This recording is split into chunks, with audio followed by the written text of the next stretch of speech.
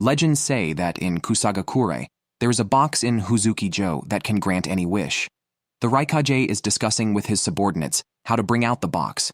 However, a cloud of smoke suddenly appears from the doorway and everyone falls unconscious. The next moment, an assassin appears from the darkness and launches an attack on the Raikage. Unexpectedly, the real Raikage strikes down from above with a punch. The assassin pulls back and throws a chained kunai, which the Raikage deflects, who swings a punch backwards and knocks off the assassin's cloak. The assassin slowly lifts his head. It's Naruto. Naruto gives a provocative smile and then escapes through the window. Meanwhile, 3 jonin from Komogakure and 2 from Iwagakure are killed, with both villages accusing Naruto of the murders. This has become a diplomatic issue. Tsunade must handle it seriously until the truth is clarified. Naruto needs to go to Hozuki-jo, a prison on an island, where the villages entrust Kusagakure to oversee the ninjas causing trouble. Yamato uses wood release to instantly restrict Naruto's movements, and he is taken to Hozuki-jo. Upon arrival, the prison warden Mui introduces the rules, but Naruto loudly protests his innocence. Mui then uses the ninjutsu Keiton, Tenro, which blasts Naruto away. This technique, passed down through Mui's lineage as the 9 consuming seals, prevents the affected from gathering chakra. Naruto quickly uses Taju Kagabunsen no Jutsu, but he can only summon 1 clone. His vision blurs, his body feels like it's on fire, and the clone disappears instantly. Moreover, if Naruto moves too far from Mui, Keiton, Tenro activates automatically. Mui generously reveals that Tenro doesn't work in water, but the surrounding sea is too turbulent. If Naruto tries to escape before his chakra can regather, he'd likely die. Inside the prison, which houses extremely violent criminals, someone breaks into Naruto's room at night. Although Naruto is alert, he is still knocked out and taken to a room resembling an operating theater. It turns out the mysterious person is Maroi, acting on Mui's orders, with Mui present as well. Mui attempts to stab Naruto with a kunai, but the Naruto on the operating table suddenly disappears. It was just a clone. The real Naruto has already escaped, following Maroi out. However, using the ninjutsu makes Naruto's body feel terrible, and the prison alarms start blaring. The guards release hounds to search, and even the chakra used for just 1 clone leaves Naruto barely able to hold on. He stumbles and falls from the rooftop, and after being captured, he is sent to solitary confinement. Fortunately for Naruto, Mui, worried about his plans being exposed too soon, temporarily refrains from harming him. All this is part of Mui's plan to revive Kusagakure. Inside solitary, Naruto hears someone calling him. The mysterious person tells him that defeating Mui will break the Keiton, Tenro. As soon as he leaves solitary, Naruto declares war on Mui and charges at him. But Mui kicks Naruto away effortlessly. Naruto attacks again, but is easily repelled. He gets up once more, but the Keiton, Tenro activates, and he collapses, powerless. Naruto is sent back to solitary. At night, Mui enters a secret room where the legendary box of ultimate bliss, said to grant any wish, is stored. Mui, a native of Kusagakure, has been searching for a way to open it. When Naruto leaves solitary, his presence in the cafeteria attracts everyone's attention. Maroi approaches him and claps, and others do the same. It turns out that Naruto's escape and challenge to Mui on his first day earned their respect. While eating ramen, Naruto inspires others to challenge Mui to break the Keiton, Tenro. Mui, unable to use chakra, dodges easily and uses exploding palm, quickly knocking everyone down. He then forms a sword of fire and stabs it into the leader of the group. Although 2 guards extinguish the flames, the man is severely burned. Naruto, infuriated but restrained by Maroi, is reminded that no one here can match Mui. That night, Naruto knocks out a guard, steals his uniform, and escapes again, deceiving the guards. After leaving the prison, he decides to escape by sea, leaving a clone behind in the prison. However, the plan doesn't go smoothly due to the turbulent waters. Ryūzetsu, another prisoner, appears to stop him, but Naruto jumps into the water anyway. In the turbulent sea, he is unable to perform hand seals for ninjutsu and is quickly sucked into a whirlpool, colliding with rocks at the seabed. Luckily, Ryūzetsu saved Naruto in time. Afterwards, the two began to communicate. It turned out that Ryūzetsu was an Anbu from Kusagakure and knew that Mui had framed Naruto. Mui's family had been guarding the box of ultimate bliss for generations. It was rumored that Kusagakure almost used it to conquer the world, but was mysteriously destroyed overnight, splitting into pro-war and anti-war factions. The pro-war faction, including Mui, planned to use the box as a weapon, but opening the box required a large amount of chakra, which is why Naruto was targeted. Ryūzetsu also disclosed Mui's cruelty. To open the box, Mui had even sacrificed his own son, Muku. Ryūzetsu had known Muku since childhood, and thus harbored deep resentment towards Mui. She invited Naruto to return to Hozuki Castle to help her destroy the box of ultimate bliss. The next day, Naruto challenged Mui again, confronting him about the setup and attacking him in anger. Mui kicked Naruto away and used exploding palm to knock him down, resulting in Naruto being sent back to solitary confinement. Meanwhile, Ryūzetsu obtained a key from her anti-war faction allies, planning to kill Mui herself. But just as she pulled out a kunai, Mui woke up.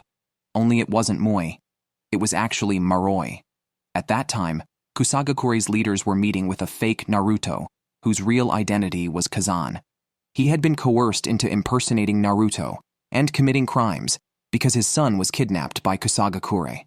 Although the leaders later refused to honor their agreement, Kazan managed to capture one of them, though a golden barrier appeared and immobilized him. This was one of Kusagakure's 9 consuming seals. Soon after, Kazan was thrown into a turbulent current. Ryūzetsu was not reported by Maroi, who was bound by Katon, Tenro, and forced to work for Mui. Eliminating Mui would also benefit Maroi. In the solitary cell, Naruto was not idle. He was gathering Sage Mode chakra and left behind a clone that could release itself, which had already manifested Sage Mode. Ryūzetsu informed Naruto about Maroi, and they began to plan. Naruto deliberately caused a disturbance among the prisoners, leading to a riot that even those who had come to watch the chaos, like Maroi, took part in.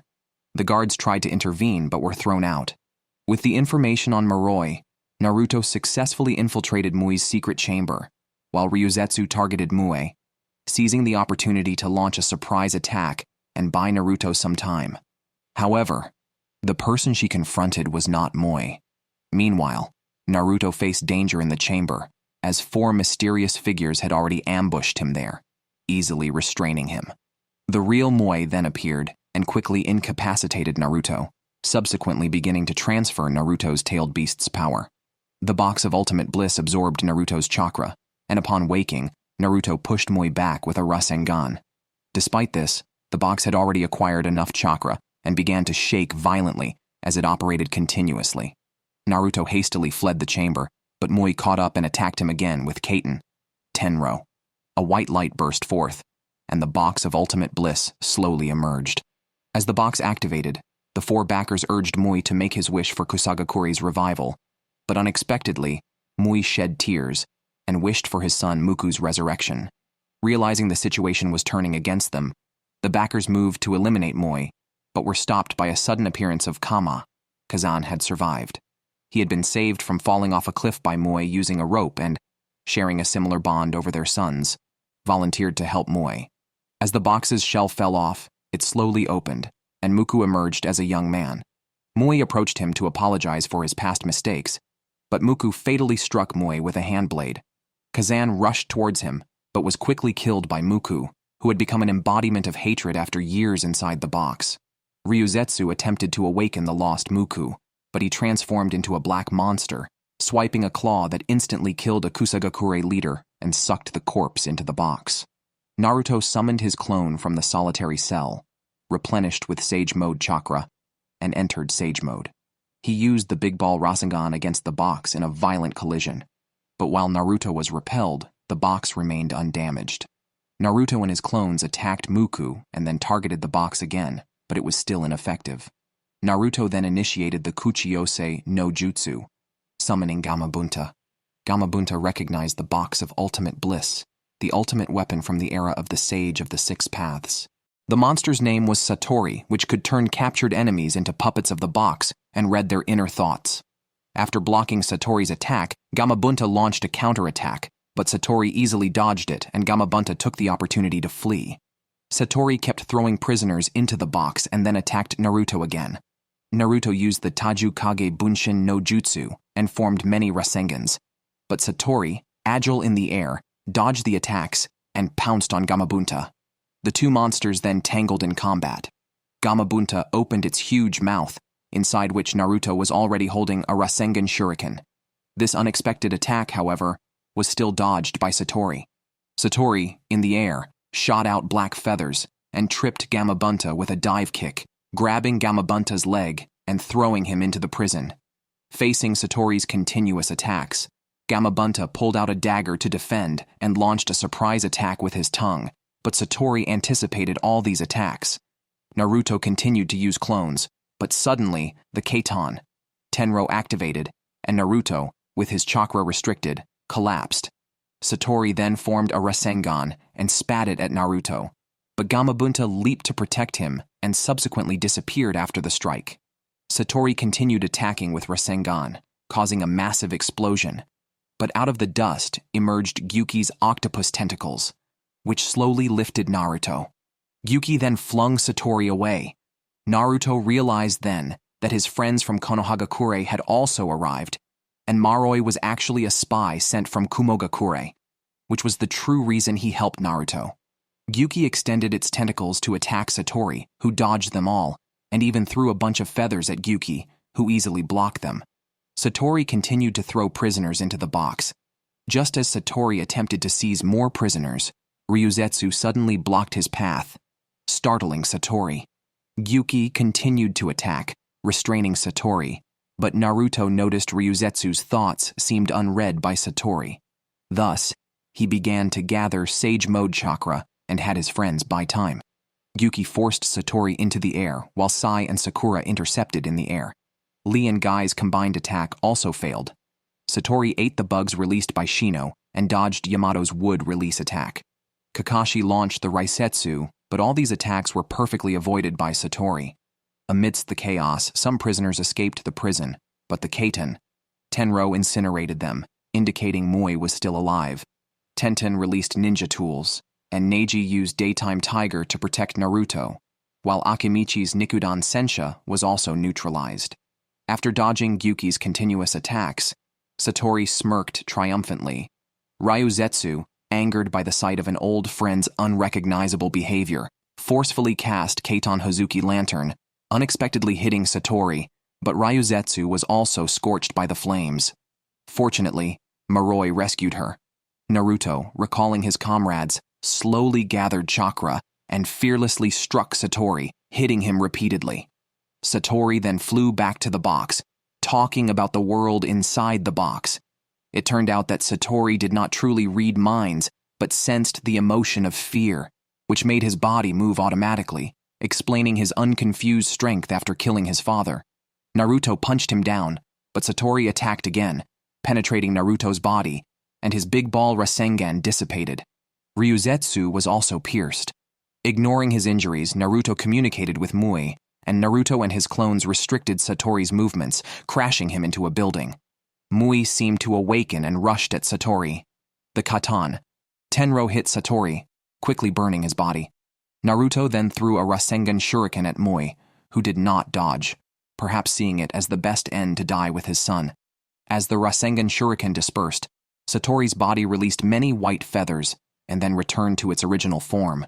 Muku seemed freed from the control of the box of ultimate bliss, and Mui tearfully acknowledged his son's simple words. But Muku suddenly spat out an attack that truly killed Mui. Muku, disregarding the fiery prison, forcefully unleashed ninjutsu. In this way, Muku said farewell to Ryūzetsu amidst the flames and returned to the resealed box. As the flames burned, the flowers around Hozuki-jo blossomed, beautiful yet sorrowful. Ryūzetsu watched all this with tears streaming down her face. Meanwhile, Naruto's injuries were too severe, and Sakura's medical ninjutsu could not awaken him. At this moment, Ryūzetsu approached and released her unique Kekkei Genkai, Ryūmyaku chakra mode, capable of transferring her life essence to someone else. She chose to be with Muku. Perhaps the ending is not always beautiful, but love nourishes the souls of the world. That concludes this episode. Thank you for watching, and see you next time.